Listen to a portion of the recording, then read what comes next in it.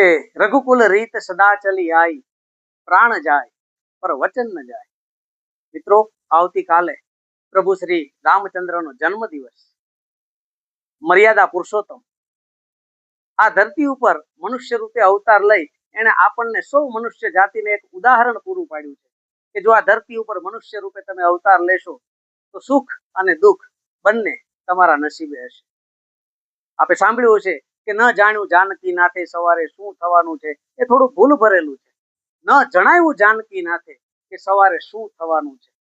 પોતે તો ભગવાન હતા, એને ખબર હતી કે સવારે પોતાની સાથે શું થવાનું છે, છતાં પિતાની આજ્ઞાનું પાલન કરવા માટે પોતે 14 વર્ષનો વનવાસ ભોગવવા તૈયાર થઈ ગયા।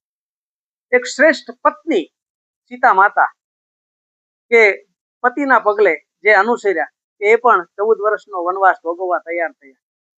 અને શ્રેષ્ઠ ભ્રાતૃભાવનું ઉદાહરણ લક્ષ્મણજી કે જેને તો 14 વર્ષનો વનવાસ નથી મળ્યો, છતાં એણે એવું વિચાર્યું કે ભૈયા રામ અને માતા સીતા છે એ વનમાં દુઃખ ભોગવે અને હું મહેલમાં સુખેથી રહું, એ એક ભાઈ તરીકે મને યોગ્ય લાગતું નથી।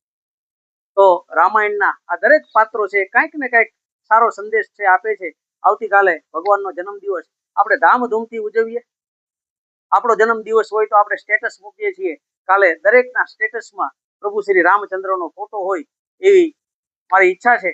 સનાતન ધર્મનો જય હો। જય શ્રી રામચંદ્ર ભગવાન કી જય। આભાર।